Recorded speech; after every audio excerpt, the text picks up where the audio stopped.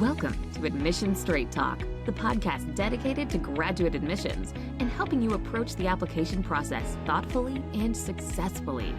Your host is Accepted's founder and world-renowned admissions guru, Linda Abraham. At Accepted, our mission is to get you to that unforgettable moment when you read your acceptance email and shout, "Yes, I'm in!" Confident you'll be attending the perfect program to help you launch the career of your dreams. Welcome to the 603rd episode of Admission Straight Talk. Thanks for tuning in. This interview is all about getting accepted to PA school, specifically to the Emory PA program. In addition to listening to today's interview, I'd like to invite you to download Accepted's free guide, The Ultimate Guide to Becoming a Physician Assistant. Grab your free copy for advice on selecting the best PA programs for you, writing your personal statement, interviewing effectively, and simply presenting the best application you possibly can. Download The Ultimate Guide to Becoming a Physician Assistant from accepted.com/PA guide. That's accepted.com/PAGUIDE. Today's guest, Allan Platt, graduated with a bachelor's in health systems engineering from the Georgia Institute of Technology in 1997, a BS in medical science from the Emory University School of Medicine physician assistant program in 1979, and a master's of medical science and career physician assistant from Emory in 2006. From 1984 until 2004, he was the program coordinator and physician assistant at the Georgia Comprehensive Sickle Cell Center at Grady Health Systems. He has co-authored or authored several books and publications. In 2002, Allan received the Paragon Teacher of the Year Award from the AAPA, the SAAPA President's Award in May 2007, the Dean's Teaching Award for the Emory University School of Medicine, and the GAPA Circle of Honor Award in 2015. He's a distinguished fellow of the AAPA since 2018. He is currently Director of Admissions at at Emory University's Physician Assistant Program and teaches hematology and professional issue topics. I'm really honored to have you on the podcast, Allan. That long list of awards. It's been a good career. Okay, great. Let's start. I'm going to ask you my usual opening question, and that is, can you give an overview of the Emory PA program, focusing on its more distinctive elements? Yes, we're part of the original group of PA programs that started in the early 70s. Duke was number one. But the doctor who started the Duke program came from Emory. I want to set that record straight. He went to Emory undergraduate. He was an Emory medical student. He did his residency at some Harvard place. Then he came back as chief of medicine here at Emory. And then he got the idea to take medical school from 4 years to 3, which sounds like PA. Then Duke recruited him away, and that's where he actually started the PA profession. So Duke will always be number one.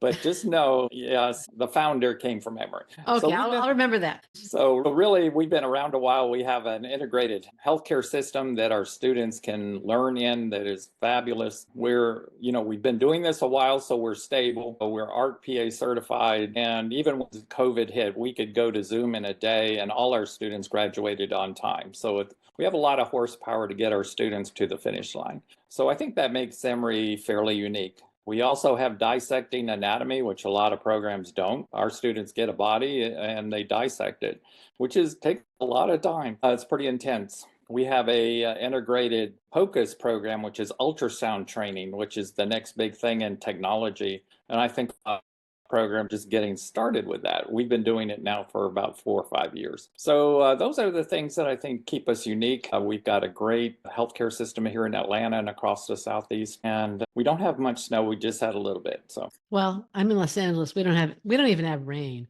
But anyways, could you just talk a little bit about the curriculum itself? You've given a great overview of the background, which is definitely distinctive, but can you talk about the curriculum a little bit? Yeah, our curriculum starts fall semester when our students get here. They go through the dissecting anatomy, learn the whole physical exam, the whole history, a medical ethics course, and then a little foundations course. And then we go through modules. We go through every body system, just like specialties, just like we practice. And those go for a whole year. We talk about cardiology, pulmonary, neurology. And within those modules, they're learning everything about the pharmacology, the physiology, the diseases, then how to prevent them, how to treat them. So we like that kind of model because it really makes sense when you learn in context. And by the time of end of first year, they're pretty prepared to go out into the clinics and actually take care of patients. Even during our first year, we have our students going into hospitals and seeing real patients. They just aren't responsible for them, but they do a history and physical, and it's all graded and proctored, and it gets them comfortable to the hospital environment, and we give them good guidance for that. We have actors that come and will play roles as patients. That's our sim center and our OSCE suites all through their first year.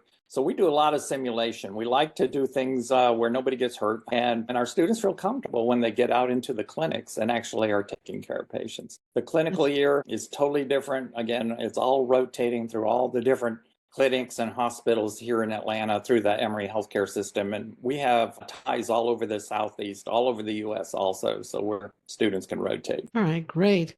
Now, when I was preparing for the call, I saw on the curriculum description something that looked very, very intriguing to me, and it was the Learning Society component. What is that? We break up our students into groups of 8 to 9 and pair them with 2 faculty, one who's one of the teaching faculty, and then we have a community PA who's helping us out, who's doing 40 hours of work in, taking care of patients. Faculty may be working 1 day a week. So it gives a good yin-yang perspective for the students. And we meet with them weekly. We have Wednesday afternoons, and we do case-based learning. We'll just throw up a case on a whiteboard and just talk about it. How do we try and diagnose and treat this patient in a practical way? And it's more for mental relief. We go sit on the lawn, we go out and take walks, but it's not in the traditional classroom. It's more relaxed. And the faculty advisors get to really know their students. Students know their faculty. They can write recommendations for them for future jobs and whatever. So it is a great way for not having the whole class involved, but you get a personal relationship. That sounds nice. And is it these groups, are they set, are they the same groups throughout the 2 years, or is it? Yep. Same groups through the whole 2 years. So even when they're out on clinic land, they all come back to campus, at least at the end of the rotation, and we'll meet up for coffee and just see how things are going. All right, sounds good. What kind of academic background do you like to see in your students? Well, you can have a degree in anything. We've had music majors, nuclear engineers, you name it. We've had every background. As long as you get the prereqs, you're great. My philosophy is the best bachelor's degree to get today is BS in nursing. And you say, what? A nurse? Yes. When the high demand comes out as a bachelor's degree, you get instantly hired. You get excellent clinical training at a high pay, and you can apply to nurse practitioner or PA schools. So that's the degree that I think is the best one for your money. Absolutely. But really anything else, as long as you get our prereqs and get the clinical experience, which we highly value, you're ready for PA school. Is there any GPA that you'd like to see? Higher the better, but besides that. Yeah, the minimum's 3.0. If you don't have that, your application stops. So there's no further review. But really, the average of someone who gets an interview and gets admitted is 3.6 to 3.7. So it is a factor in our scoring system. However, people with low GPAs can counterbalance that with clinical experience hours and high patient responsibility, like combat medics and RNs and ICUs. They're going to rate really high on our scale as far as the clinical experience. Most people have MA experience, which is our level 1 experience. So it sounds like you have a fairly quantitative scoring system. We try. It's a 360 look at not only GPA, that's one component, but also we look at leadership and being involved in community service. We are a mission to underserved populations. That's part of the heart of our program. So we look at what did you do in volunteering. Missions speak a lot to us, like going abroad and doing healthcare. Those things rank high in points. So we score all those things, your narratives inside. Did you really look at us? Did people come to our open houses? Did they talk to our students? So they really investigated us. That ranks high for us. I can kind of tell when somebody just reads our website, and they never visit us. But we have so much opportunity for them to come see us, talk to us, and really see what we're about. And we want people to apply to us that our mission fits with their mission. And I noticed that you don't require the GRE or the PA CAT. What should an applicant do? I'm sure that's a tremendous relief to most of your applicants, but what should an applicant do who doesn't have a great GPA? Let's say they did take the prerequisites, they don't have a great GPA, they've been out of school for several years. What can they do to show that they can handle the academics, the curriculum? I think mainly if they just take the prerequisites and show us that they're doing well in that, because the anatomy, physiology, those are the courses that they're going to be hit with in PA school. So seeing that they can do that that's a good tell.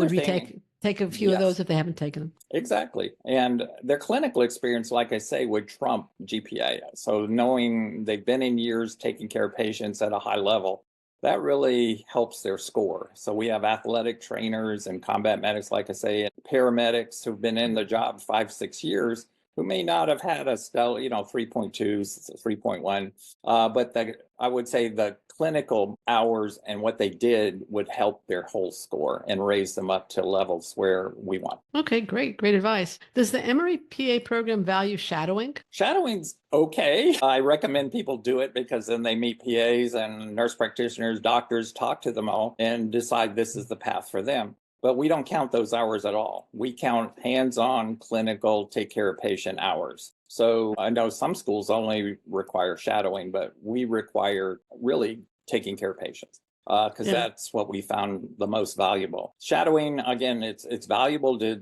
make sure you're picking the right profession. You got to get it behind the doors. And it's hard to get behind the doors and just shadow because with HIPAA rules, you just can't walk in and say, hey, I want to shadow a PA. Really, you have to get a job or volunteer at a hospital or clinic and get the badge, the name badge, wear the appropriate dress, and then you can go behind the doors and really see what goes on and talk to the different professions. Right. I sometimes say that shadowing is a good place to start your exploration of a healthcare field. It's a terrible place to end it. Yes. Yeah. Let's move on. Now, you mentioned community service a minute ago. What role does non-clinical community service play in the admissions process? And I wonder if you could distinguish this. There's serving in a soup kitchen or a homeless shelter or something like that. But there also might be tutoring underprivileged kids. There might be, translating for lower income individuals or people who don't speak English, period. Is that valued the same or are there differences? No, we value all of that. All those hours count for us. And we look at what did you do? So the description of what you did in service, because I'll see that, okay, you served an underserved population here doing what you did. And that ranks higher points. So we do add multipliers to the hours. It gives you bonus points. Oh, absolutely. Okay. So if you work with underserved people and you're, again, doing healthcare things, we like that. But you could be doing other things not healthcare related.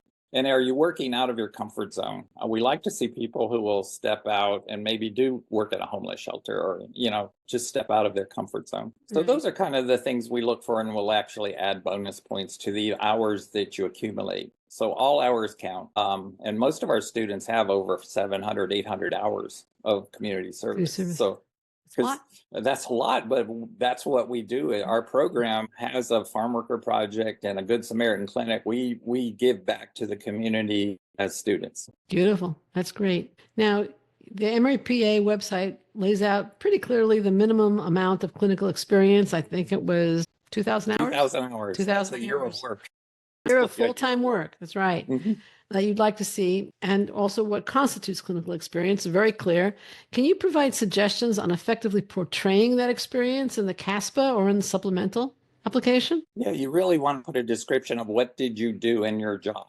Because I'll give you an example. One job is like a clinical research coordinator. Well, for research, we don't count bench research. For us, that's not patient care. But some clinical coordinators do all the vital signs, EKGs, talk to patients, educate them. And see, that is clinical care. That's working with the patient. So as long as your description is there, we can read it and say, yes, that is at like a MA level or clinic assistant level. And we do count that. That's important. So if there's ever any question, we have people just send us an email, say, hey, does this count? And we'll let you know. Most things do count. Even dental assisting, yes, dentist, the mouth is medical. So that works. We even count scribing. A lot of people don't know about scribing. It's probably an easy job for college students to get because they'll train you in medical technology. You know how to work an iPad, and the docs hate it. So they want you to do the whole medical history and all on the electronic medical record. You get to see the whole encounter, talk to patients, talk to the docs, talk to whoever the healthcare providers are. So we count that experience. I know some programs don't. So always talk to the program and say, does this count before you spend a whole year doing something that won't count? That sounds like great advice too. Now you mentioned that the minimum is 2,000 hours. What could you discuss the average number of clinical hours in your matriculates? the range is always 2001 all the way, but we have people in careers who've been doing this for like 10 years, and now want to be a PA. But the average of someone who gets an interview and gets in is about 5,000 hours. 5,000 So, hours. Oh, that's yeah. about 2.5 years then. Yeah. So Okay. it's being more, I'd see a trend now where it used to be people were coming out of careers. Now it's people coming out of college ready to go into PA school. And they're working their way through college to get those hours and then apply. So the hours are coming down, I would say, and on average, and we have less and less people who are out there, 5-6 years in a career. Okay. Thank you. Now, Emory provides more specifics on its website in terms of instructions for the supplemental application, but it also asks for an Emory-specific narrative statement and requests that applicants write a concise narrative stating your reasons for wanting to attend Emory PA program. What is concise? Well, I get to read all those, so I would say let's keep it under a page, please. There's no real limit. 2 or 3 sentences is probably not enough, but we want people to tell, how did you engage with us? Okay, and let us know. And why are you picking us? Okay, what's unique about us that matches with your goals? So those are the questions we want to know. And if people have researched us, come to our open houses. I even have little tours on weekends where they can come visit Emory, and we'll, show them the whole campus. And so things like that really mean a lot to us. And it says this person's really serious. They know what we're about, and they're going to be a part of our mission. Sounds good. What is the interview day like at Emory? Well, since Zoom, it's all now in MMI on Zoom. MMI on Zoom, wow. So COVID was the only good thing that came out was interviews. Because we went to Zoom, but we found out, we switched to multiple mini interviews to eliminate a lot of the implicit bias going on in interviews. We used to have group interviews, and they would befuddle me. I would just, people would, I don't know why they would make the choices they made. But this way, it's very analytic. It's done with just simple questions that are vetted, and you have a few seconds to respond and a few minutes to give your response verbally to one of our faculty, and they're scoring it based on some qualitative check marks. It's all on Likert scale. It's scientific, it's reproducible, it gets rid of a lot of the bias. In fact, our interviewers don't know anything about the candidate. They're blinded. I'm the only one who's biased. I read all the CASPAs, and then I recuse myself from interviewing. I do the fun room, which is question and answer with students. So really our faculty are just talking to that individual straight up and just asking them a simple question and grading their response. And we find that to be very effective. It really does hone out people who can think on their feet, and really you can't prepare for it, you can't study for it, and you can't use AI for that. It's, I think right. Google uses it in their interviews. Why not us? But McMaster Medical School in Canada was the champion of this, and we've adopted their models. All right. How many stations do you have for the MMI? We did have 6. We're going down to 5. We think 5 is plenty. We do have a writing sample too, where they've got 20 minutes to write, and it's a monitored writing on a computer. No AI allowed. No AI allowed, but we want to see a writing sample. And it is a monitored writing sample over, something. It'll be a different question every time. But that is very telling also, because I've had people that can't construct a paragraph, and it's like, right. Whoa. Are you seeing more? I mean, we've noticed it. Are you seeing more cliches, or what I like to call plastic language in applications this cycle and last? Less personality, less individuality? I didn't really see that. I think at least the ones I do get to read all the CASPA and the Emory supplementals, and really they were very thoughtful from the heart, and they were really telling the story of their life. And that's what we're looking for. We really want to hear this. Why are you doing this journey? What's brought you to this point? And really, I don't think AI can help a lot with that, because it's very personal. And so I think as people stay with their personal endeavors, their history, they'll be fine. Great. Now, Emory's website says that it received over 2,958 applications, of which 1,282 were completed, and that you interviewed 214 people from the 1282, and that you admitted a class of 54 in the class of 2026. And that's the one that started in 2024. What review process does an application typically go through, and how do you decide whom to interview? Again, we score everything in the CASPA, including clinical experience, how many hours and what did you do, volunteer hours and what did you do, We look at your leadership, awards, all of those things, and score all that. We look at the recommendation letters, and again, those are very important. We read those, especially those from clinicians. My advice is really don't get one from a professor where you were one of 300 students. Just forget it. They write horrible letters. But it's really, that's why getting the job for a year working with a physician or PA side by side, they can write a beautiful letter about your integrity, about your patient care, and that's golden to us. So those are the high value letters. And all those are scored. It all fits a score. High scores get the interviews, and then the interviews get you an invite. Got it. All right. What mistakes do you commonly see applicants make, either on the primary or the supplemental? Let me count the ways. Yeah.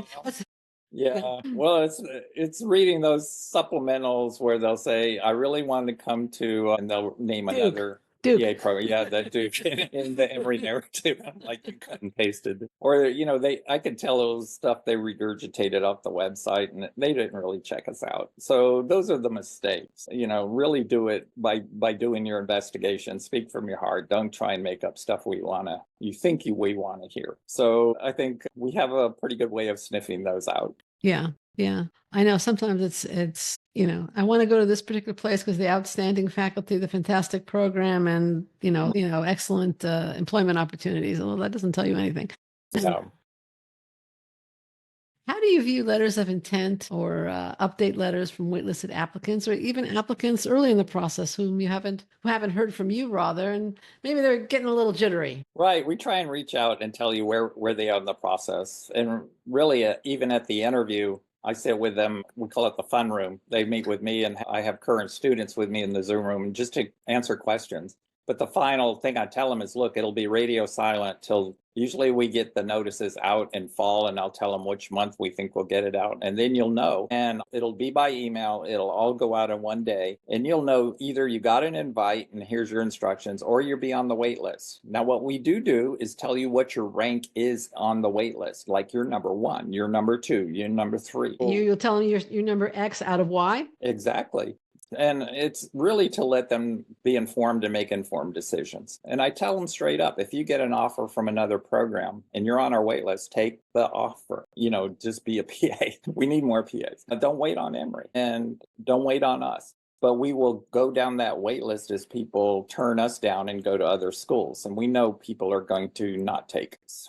It's just a fact. People are getting cheaper, closer, support better. It's all those, whatever the answer is. Emory may not be the answer for them. Right. As long as they let us know, as soon as they know, we can offer the seat to the next person. So we continually update that wait list, and people want to know where they are now. We'll tell them. But if they get an offer, I say take it. Don't wait. Be a PA. Now, do you waitlist people before interviewing them? No. Oh, Somebody who's interviewed is a potential get an ask. Right. Right. And then the numbers, your chances are, astronomically higher, about 5 times higher once you get an interview. Yeah. Once you get an interview, that you're in the golden. You're close. I tell them straight up, you should be applying to the top 100 schools, and all of them will want you. So you can be choosy. You can choose the program that's right for you. Right. That's great. Now, let's say somebody isn't accepted and they still would like to go to Emory and become a PA. What suggestions do you have for them? I tell them to reach back to us and let us help them. And usually if they've made it to an interview, their application was fine. Okay. And I tell them, you really just keep doing what you're doing because you did everything right, and get more clinical experience, get more volunteer hours. It's not going to hurt. But now you know the MMI process, you know how to deal with that, practice with your friends and family so you don't get nervous or whatever, and then come back. And if you don't get an offer from another school, please come back. And we do, people who don't get an interview want to know, we will even review their CASPAs and give them pointers of where they can boost their application. You get feedback. Yeah, we do. Great. So, we want people to succeed, and it doesn't have to be with Emory. We want them to be a PA somewhere. The world needs more PAs. So it's our goal to get them involved and get them, at least tell them where we are and where they can rise up to make sure they would get an interview. So yes, we do help them. We have, again, my assistant director will spend a great review with the CASPA and just go over things and give them pointers of what to do. And how to do it. Okay, wonderful. On a forward-looking note, what advice would you give to somebody who wants to apply to Emory's PA program, but they're going to be a first-time applicant? They want to apply in the next cycle to matriculate in 2026. Okay, first thing, come to one of our open houses. They're virtual and they're live. So you can come to Atlanta, see the campus, it's beautiful, and meet our students, or you can watch us live and we'll be right over Zoom and you don't have to leave your living room. There's no excuse not to know about what we're about. So we have 4 of those. One of them is coming up this Friday, and then they're posted on our website under open house. So you can just sign up for any one of those, virtual or live. But that's the best way to really learn about us. So you could write an intelligent supplemental saying Emory because you visited with us. We have Q&A with students who can tell you the truth. And I say any program that hides students from you is something's wrong. But students ought to be able to tell you if they're happy or not and see if they're being educated properly. So we let our students do the question and answer with them and let them know where they live and how Atlanta life is and all those things people want to know. So please do that. That's the first thing. And 2, get together all your stuff and apply early. Our deadline is July 1st, and we've moved it a whole month forward because a lot of people applied too late and never got an interview. And so people need to apply early. If they're ready to go, go. Don't procrastinate. So get in early. And when does the application open? CASPA opens at the very end of, I want to say April. So whenever that first date is, we start accepting applications, but we will end July 1st. Got it. All right. So and that's better. And then they matriculate the following summer, right? They will come the following, fall, summer. It's the end of July, first week of August. Okay. All right. What would you have liked me to ask you? What do I like about Emory? What do you like about Emory? I love the whole campus. My wife and I started here as dorm director. She was a medical student. I was a PA student. And then we lived on campus 3 years. And then we went out to the burbs, had our kids. Now we're empty nest. We moved right back to Emory. We live across the street. So I am the tour guide.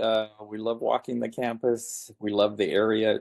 It's not downtown Atlanta. We're in a suburb and it's surrounded by houses that are beautiful all around us, woods and trees, and it's just gorgeous. So we like the area. We like Atlanta. Atlanta has a great aquarium, a great airport. It's very busy, but it's a great airport and a lot to do. We have mountains to the north and a beach 5 hours away. So you got places to go and see. That sounds good. Sounds good. Allan, I think we're almost out of time. Thank you for joining me and sharing your time and expertise. This has been great. You've been a delightful guest. Where can listeners learn more about Emory Physician Assistant Program and earning a Master's of Health Sciences? Yes, you just find our website. It's at emorypa.org or Google Emory PA. You'll get us. But it'll land emorypa.org, but it takes you to a long URL in the School of Medicine, blah, blah, blah, blah, blah, / / But if you just type emorypa.org, you'll get right to us. The website's deep. It's got stories from our students, alumni, and what's going on with the program. So check it out. Thank you again, Allan. We're going to include links in the show notes at accepted.com/603 to Emory's PA website, as well as to other resources that may be helpful to listeners. One of those resources is the Ultimate Guide to Becoming a Physician Assistant, which is a free download from Accepted. Now that you want to be a PA more than ever, thanks to Allan's wonderful interview, don't apply without having this guide in your hip pocket. It's easy. Go to accepted.com/PA guide and download your copy. Thank you too, listener, for joining me for this week's episode. You're giving Admission Straight Talk the most valuable thing you have. That's your time and attention. I appreciate it. This is Admission Straight Talk produced by Accepted, and I'm your host, Linda Abraham. I'll talk to you real soon.